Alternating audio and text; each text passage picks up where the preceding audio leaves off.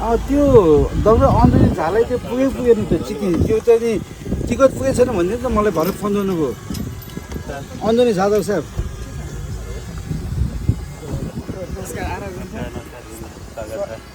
काम भएपछि सबै गर्ने अब हामीलाई काम त भइहाल्छ नि अहिले काम नभए कहिले हुने त मलाई टिकट पाएर भन्थ्यो मलाई फोन हाम्रो उहाँ चाहिँ दिपक इन्डियामा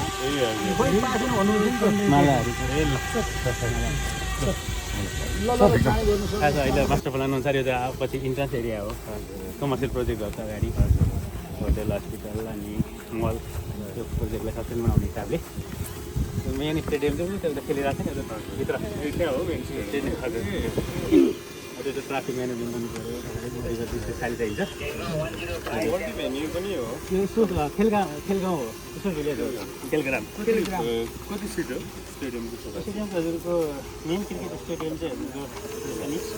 यसलाई पनि डिजाइन गरेर निकाल्नु क्यापेसिटी 40,000सम्म सुरुको 25,000 अनि यसमा सबै स्पोर्ट्सको फेसिलिटीहरू छ हजुरको फुटबल मल्टी स्पोर्ट्स हलहरू हजुरले साफ गेम च्याम्पियनसिपहरू गर्न मिल्ने किसिमले क्रिकेट प्र्याक्टिस ग्राउन्ड लागत कति यस्तो 25 समथिङ छ तर यसलाई फेज वाइज गर्ने हो हजुरको पहिलो फेजमा चाहिँ हजुरको क्रिकेटको काम गर्नलाई गाह्रोहरू चाहिन्छ त्यसको अब कम्तीमा 1/4 बजेट चाहिँ हाल्यो भने सोच्ने दिने मिल्यो या अन्य कानुन व्यवस्था ल्याउनु पऱ्यो 25 वर्ष नहालेर गर्नु मिल्ने या राष्ट्रिय गौरवमा हालेर पनि यो सोचिँदा चाहिँ मिल्छ पल्लोमा पनि जानु यो हजुरलाई भनेको है फेरि स्टडी गऱ्यो भने अहिलेसम्मको डिटेलहरू सबै कुरा के भयो हाम्रो अब 736 डिभिजन भनेको अनि अब 10 वर्षमा विश्वकप जित्ने भन्ने एउटा अभियान सुरु गरेका छौँ अनि विश्वकप आयोजना गर्ने यो भेन्यूमा त्यो चाहिँ हाम्रो ड्रिम सुदूरपश्चिमको ड्रिम भनौँ देशकै ड्रिम हो विश्वको आयोजना गर्ने अहिलेसम्म भएको अपडेटहरू के छ सबै हाम्रो हाइलाइट्सहरू यसको इम्प्याक्टहरू के हुन्छ टुरिज्ममा डाइरेक्ट र सोसल इम्प्याक्टहरू अनि हामी कुरा हालिदिएको अनि हाम्रो अस्ति भर्खर 17 गते प्रोजेक्ट म्यापमा परेको आयो ठुलो एचिभमेन्ट राष्ट्रिय योजना आएको त्यो एआई अप्रुभ भएको फाइल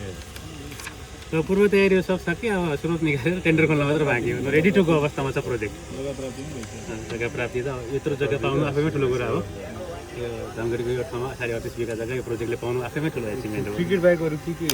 त्यसको सबै कुरा छ मैले डिटेलै हालिदिएको छु पोइन्ट वाइज कहाँ के सब लोकेसन चाहिँ स्पोर्टको सबै पूर्वाधारहरू छ अनि यसलाई सस्टेन गर्नलाई चाहिँ हस्पिटल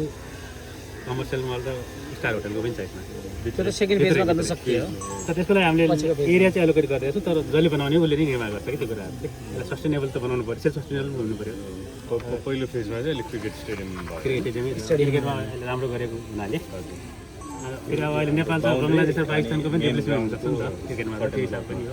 यत्रो एरिया अब ठाउँ पनि छैन नेपालमा होइन अनि यसको भिलेजै हो यो हजुरको प्रायोरिटीमा हजुरको ड्रिम प्रोजेक्ट रुममा विराट दाई पनि आएर त्यतिखेर यसलाई गर्नुभएको हुन्छ उता पनि नेपालमा फ्रेन्चाइज लिगै सुरु गरेको हामीले त विज्ञानबाट महासङ्घ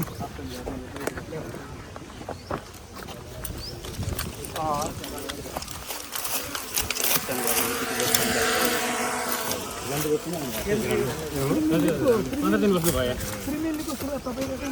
हामीले सुरु गरेँ भन्दैन अब एन्ट्री गर्ने भनेको चाहिँ हामीले चाहिँ प्राइभेट बिल्डरलाई चाहिँ लिनु गरेको छ त्यो राम्रो पनि हो सप्ताहको केन्द्र त्यस्तो मोडल चाहिँ होइन जिल्ला फेरि उहाँले चाहिँ अर्जुन ट्रफी भनेर ट्रफी दिनुभएको त्यो गरेर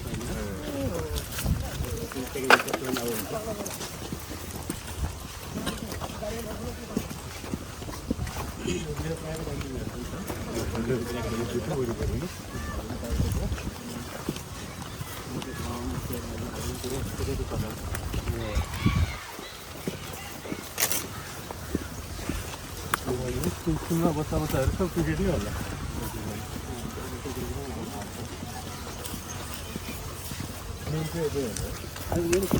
सेन्टरमा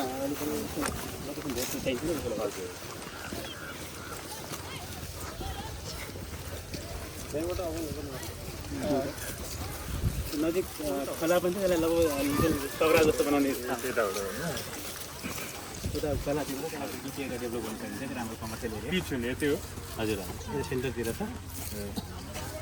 उता खोलातिर पनि हजुरको बिच बनाएर रिजर्भ छ कि खोलाहरूमा बााउन्ड्री लेन्थहरू कति कति हुने 85सम्म 85 बिचको चाहिँ 85 इन्डिया छ ए हेलो त्यसले ठाउँमा मास जानु भयो नि फेरि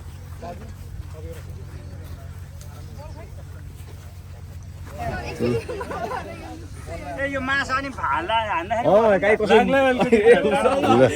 अलिअलि औराबाट खिच्नु त्यसले फेरि हान्दाखेरि अनि गन्जीले ठोक्नु भने फेरि अर्कोले खान्छ बिस्तारै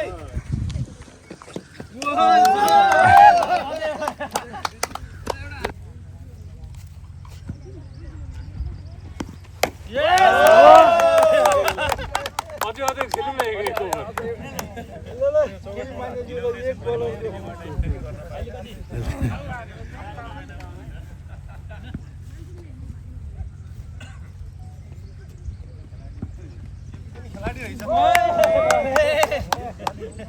लास्ट बल ल अनि म बलिङ गर्छु म्यानेजर ब्याटिङ पावर भयो अलि बढी पावर बढी भयो अलि बिस्तारै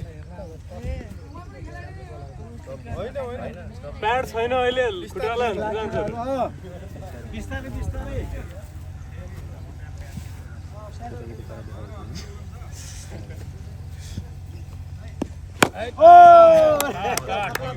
ब्याटिङ गर्ने हो म बलिङ गर्छु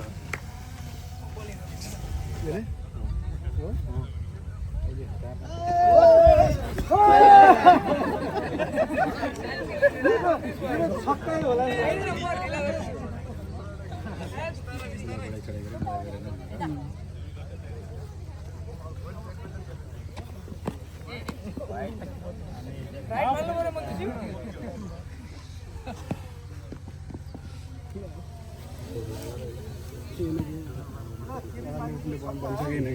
भट्ट गर्ने पो त्यसले सुट लाग्यो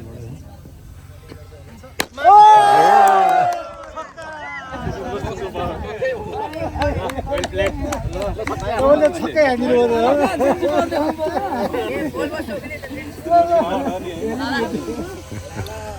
खेलकुद हाम्रो प्राथमिकतामै पर्छ शिक्षा स्वास्थ्य खेलकुदलाई पनि हामीले प्राथमिकतामा राखेको छौँ यद्यपि अहिले देशको आर्थिक स्थिति नै हेर्दाखेरि सबैतिर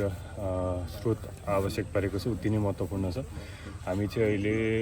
सरकारसँग अर्थ मन्त्रालयसँग खेलकुद मन्त्रालय र राष्ट्रिय खेलकुद परिषद क्यानसँग सबैसँग हामी छलफल गरेर वार्तामा छौँ यो स्टेडियमहरूलाई चाहिँ प्राथमिकतामा कसरी ल्याउन सकिन्छ यसको लागि स्रोत कहाँबाट जुटाउन सकिन्छ त्यसको बारेमा हामी संवेदनशील छौँ जस राज्यको दृष्टिकोण छ यसलाई बनाउनुपर्छ भन्ने प्राथमिकतामा छ प्राथमिकतामा छ त्यसैले नै राष्ट्र गौरव योजनामा परेको छ समग्र खेलकुद अझ सुदूरपश्चिममा क्रिकेटको अझ लोकप्रियता बढी भएको हुनाले खेलकुद क्षेत्रमा कसरी लगानी गर्ने पूर्वाधारमा कसरी लगानी गर्ने त्यसको बारेमा हामी छलफलमै छौँ जस्तो अब आज यो सिनेट पनि छ सायद भोलि के छ यो मेडिकल कलेजको कामहरू कसरी अगाडि बढिरहेको छ के छ राज्यको यत्रो लगानी भइसकेको यता पूर्वाधारहरू तयार भइसकेको छ तर पढाइ सुरु हुन नपाएको हुनाले यताबाट धेरै समस्याहरू आइरहेको छ त्यसैले आगामी सेसनमा कुनै हालतमा पनि यो विश्वविद्यालयमा पठन पाठन सुरु गर्ने गरी हामीले भोलिको लागि सेनेट मिटिङ तयारी गरेका छौँ भनेपछि आगामी शैक्षिक सत्रबाट त्यहाँ एमबिबिएस के लगायतका अरू पढाइहरू सुरु हुन्छ त्यो योजनाका सहित भोलिको सेनेट मिटिङ बस्दैछ जसरी फाप्ला हजुरको अब जग्गा प्राप्ति डिपिआई या अहिले अब राष्ट्रिय आयोजनाको लागि पनि गइसकेका छ योजना आयोगमा यो सबै चरणहरू पार गरिराख्दाखेरि अब निर्माणको फेज छ राज्यले यसलाई कसरी अगाडि बढाउँछ जसरी यो त अब सुदूरपश्चिमलाई मात्र नभएर पुरै नेपाललाई विश्वसँग जोड्ने देशभरिमा पनि सबभन्दा ठुलो क्षेत्रफल भएको बढी एरिया ओगटेको र बढी प्याराफिटको डिजाइनको हिसाबले पनि बढी दर्शकहरू अटाउने खालको गरी डिजाइन गरिएको छ यसलाई विश्वसँग जोड्नका लागि राज्यले कसरी अपनत्व ग्रहण गर्छ र कसरी अगाडि बढाउँछ चाँडो काम गराउनका लागि जसरी सुदूरपश्चिमको क्रेज या नजिकै सीमा नाकाको हिसाबले पनि इन्डियालाई पनि सहजै जोड्न सकिने स्थितिमा यहाँले भन्नुभएको जसरी नै आजको दिनसम्म EIA देखि लिएर DPR देखि लिएर राष्ट्रिय योजना आयोगको पनि योजनामा पर्नु भनेको राज्यले यसलाई महत्त्वको साथ लिएको हुनाले नै यहाँसम्म आइपुगेको छ। बाँकी भनेको स्रोत सङ्कलनको लागि चाहिँ अलिकति हामी त्यसमा पनि काम गरिरहेका छौँ। विभिन्न संस्थाहरूसँग पनि कुरा भइरहेको छ। क्यानसँग हामी वार्तामै छौँ, राष्ट्रिय खेलकुद परिषदसँग पनि छौँ। प्राथमिकतामा छ यसको लागि स्रोत कहाँबाट जुटाउने, त्यसको लागि हामी संवेदनशील छौँ एकदमै। यहाँ सरकारको पूर्वोक्ता पनि हुनुहुन्छ। अब हिजो मात्रै राजदूतहरूलाई फिर्ता बोलाउने निर्णय गरेको छ होइन। अब थप नियुक्तिहरू धेरै ठाउँमा नियुक्त हुन बाँकी छ। अस्ति मात्रै पार्टी अध्यक्षज्यूले अरूलाई पनि ठाउँ खाली गरिदिन भनेर संसदबाटै आह्वान गर्नुभएको छ। के हुन्छ अब नयाँ नियुक्तिहरू कहिले हुन्छ र यदि उहाँहरूले छोडेन भने के हुन्छ? बाँकी अब सबै कानुनी प्रक्रियामा जान्छ। कहिलेसम्म हुन्छ? कानुनी प्रक्रियाको लागि अब नियम कसरी हुन्छ त्यो प्रक्रियामै जान्छ, समय लाग्ला। हस्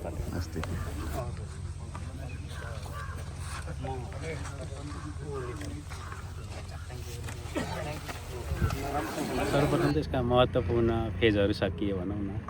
अब जग्गा प्राप्ति, DPR अनि EIA पनि स्वीकृति भइसक्यो होइन। अब चाहिँ अस्ति भर्खर मात्र चैत्र 17 गते राष्ट्रिय योजना आयोगको राष्ट्रिय प्रोजेक्ट ब्याङ्कमा पनि यसले प्रवेश पाइसक्यो भन्नाले पूर्व तयारी कानुनी प्रक्रियाहरू सबै सकिसके। अब यो प्रोजेक्टलाई अगाडि बढाउने भनेको बजेट स्रोत सुनिश्चितताले नै हो होइन। त्यसले गर्दा सबैजना मैले पोजिटिभ पाएछौँ। अर्थ मन्त्रालय, हाम्रो खेलकुद मन्त्रीले पनि विशेष चासो राख्नुभएको छ यो प्रोजेक्टलाई होइन। सब अन्य मन्त्रालयहरूमा नि हामी भेटघाट गरेका थियौँ, उहाँ सबैजना पोजिटिभ हुनुहुन्छ र यसलाई चाहिँ अब कसरी अगाडि बढाउने। प्रोजेक्ट ठुलो छ, त्यसले गर्दा यसको पहिलो चरणलाई चाहिँ अगाडि बढाउनलाई एउटा खेलकुद मन्त्रालय मात्र यसलाई सीमित नराखेर सम्पूर्ण भौतिक पूर्वाधार मन्त्रालय, पर्यटन मन्त्रालय लगायत माथिबाट नै भनौँ प्रधानमन्त्री कार्यालयबाट पनि यसलाई विशेष चासो दिएर यसलाई प्रोजेक्टलाई अगाडि बढाउने कुराहरूमा उहाँहरू पोजिटिभ हुनुहुन्छ। आगामी दिनमा पनि यसको चरणबद्ध रूपमा छलफल गरेर यो प्रोजेक्टलाई कसरी आउने आर्थिक वर्षमा टेन्डर लाग्नेसम्मको अवस्थामा पुर्याउने भन्ने कुरामा छलफल भएको छ। र आज यो स्थलगत भ्रमणले पनि सरकारले चाहिँ प्रोजेक्टलाई चाहिँ प्रायोरिटीमा राखेको छ भन्ने कुराले नै स्पष्ट यसले सन्देश दिएको पनि छ होइन। र सबैजना सम्बन्धित पक्ष सँगै बसेर यसलाई अगाडि बढाउने कुरामा सकारात्मक देखेको छु मैले।